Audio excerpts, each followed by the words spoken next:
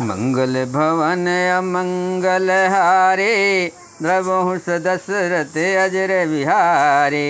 राम सिया राम जय जय राम। आज का प्रसंग है जनक जी का अयोध्या में दूत का भेजना। दूत अवधपुर पठवहु जाए, आनहि नप दशरथ बुलाए। मुदित राव कहीं बलहि कृपाला, पठय दूत बोलते ही काला। जाकर अयोध्या को दूत भेजो जो राजा दशरथ को बुला लाए। राजा ने प्रसन्न होकर कहा, हे कृपाल बहुत अच्छा। और उसी समय दूतों को बुलाकर भेज दिया। बहुर महाजन सकल बुलाए, आए सबिन सादर सिर नाये। हाट बाट मंदिर सुरवासा, नगरु सवारहु चारहु पासा।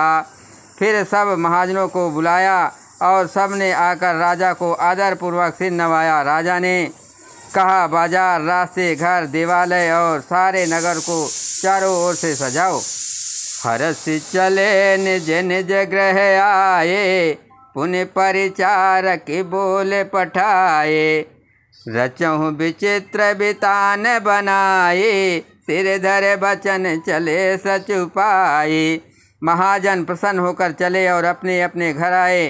फिर राजा ने नौकरों को बुला भेजा और उन्हें आज्ञा दी कि विचित्र मंडप सजाकर तैयार करो। ये सुनकर वे सब राजा के वचन सिर पर धरकर और सुख पाकर चले।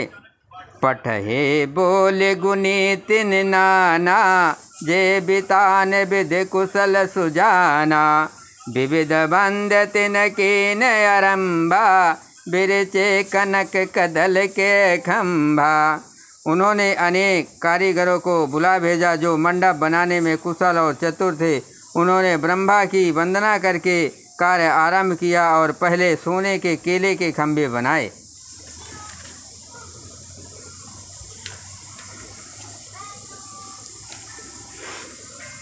मंगल भवन अमंगल हारे, द्रवहुष दशरथ अजर विहारे। राम सिया राम जय जय राम। हरित मनिन के पत्र फल, पदुम राग के फूल। रचना देख विचित्र यते, मन विरंच कर भूल। हरी हरी मणियों पन्ने के पत्ते फल बनाए तथा पदम राग मणियों मणिक के फूल बनाए। मंडप की अत्यंत विचित्र रचना देखकर ब्रह्मा का मन भी भूल गया। बेनु हरित मणि मैं सब कीने, सरल सपरब परहि नहीं चीने। कनक कलित यही बेल बनाए, लखना परहि अपरन सुहाए। बाँस सब हरी हरी मणियों पन्ने के सीधे और गांठों से युक्त ऐसे बनाए जो पहचाने नहीं जाते थे कि मणियों के हैं या साधारण सोने के। सुंदर नाग बेली पान की लता बनाई जो पत्तियों सहित ऐसी भली मालूम होती थी कि पहचानी नहीं जाती थी। तेहि के रच पच बंद बनाए, बिच बीच मुक्ता दाम सुहाए।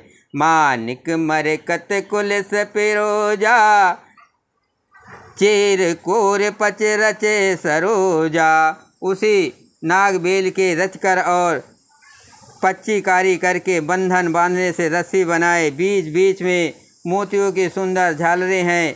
मणिक पन्ने हीरे और फिरोजे इस रत्नों को चीर कर कोर कर और पच्चीकारी करके इनके लाल हरे सफ़ेद और फिरोजी रंग के कमल बनाए।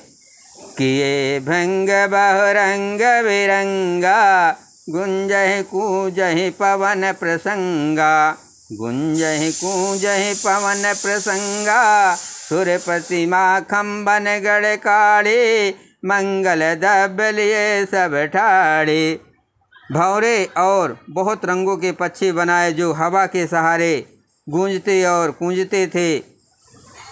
खम्भों पर देवताओं की मूर्तियां गढ़ कर निकाली जो सब मंगल द्रव्य लिए खड़ी थी। चौके भांति अनेक पुराए, विदुर मणिमय सहज सुहाए। गज मुक्ताओं के सहज ही सुहावने अनेकों तरह के चौके पुराए। मंगल भवन अमंगल हारे, प्रभु दशरथ अजर बिहारी। राम सिया राम जय जय राम।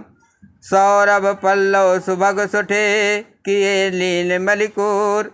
हेम बौर मरकत घबरे, लसत पाट मय डोर।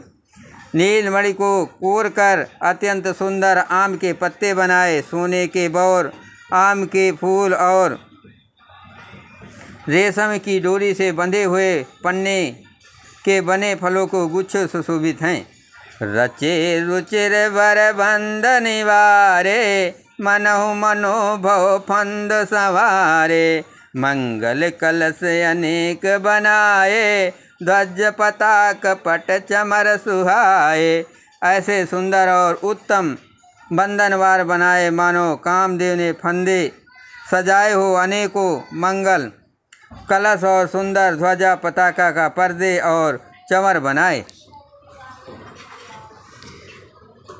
दीप मनोहर मणिमय नाना, जायन बरन विचित्र बिताना। दीप मनोहर मणिमय नाना, जायन बरन विचित्र बिताना।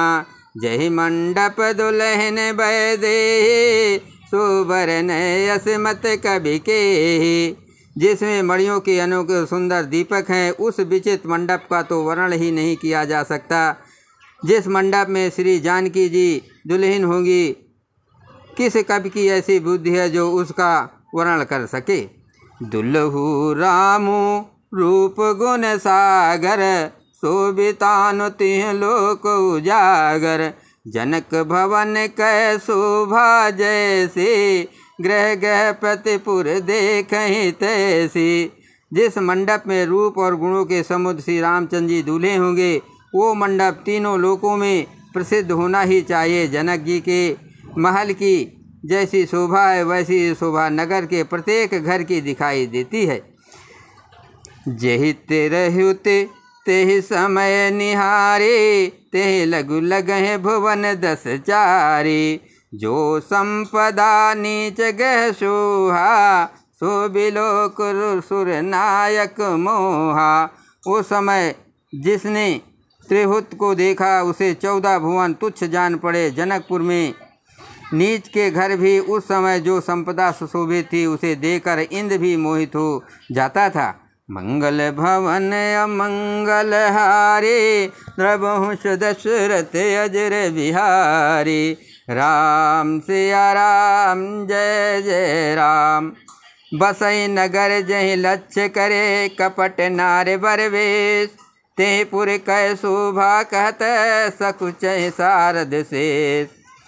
जिस नगर में साक्षात लक्ष्मी जी कपट से स्त्री का सुंदर वेश बनाकर बसती हैं, उस पुर की शोभा का वर्णन करने में सरस्वती और शेष भी सकुचाते हैं।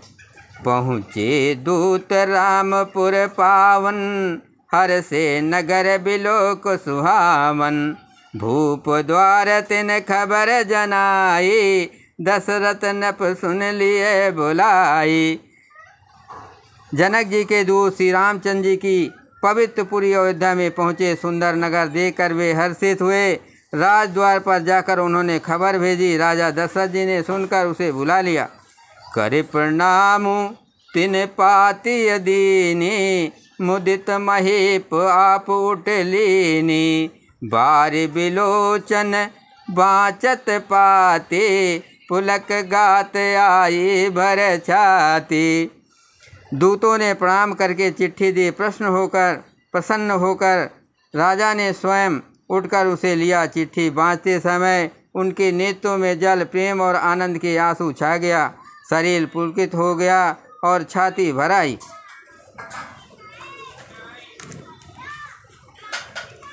रामू लखनऊ उर कर बर चीठी, रह गए कहत न खाटी मीठी। पुण्य धर धीर पत्रिका बाँची, हरस सभा बात सुन साची। हृदय में राम और लक्ष्मण हैं, हाथ में सुंदर चिट्ठी है।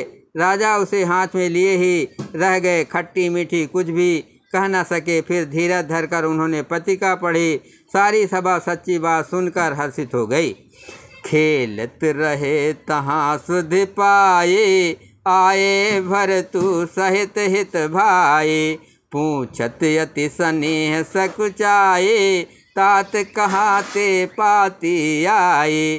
भरत जी अपने मित्रों और भाई शत्रुघ्न के साथ जहाँ खेलते थे वहीं समाचार पाकर वे आ गए। बहुत प्रेम से सकचाते हुए पूछते हैं, पिताजी ये चिट्ठी कहाँ से आई है? मंगल भवन अमंगल हारे, द्रवहु सुदशरथ अजर बिहारी। राम सिया राम जय जय राम। कुशल प्राण प्रिय बंधु दो, अहै कहो के देश। सुन सनेह साने बचन, बाँची बहुर नरेश। हमारे प्राणों से प्यारे दोनों भाई कहिए सकुशल तो हैं और वे किस देश में हैं स्नेह से सने। ये वचन सुनकर राजा ने फिर से चिट्ठी पढ़ी। बोलो सियावर रामचंद्र की जय, हनुमान जी की जय।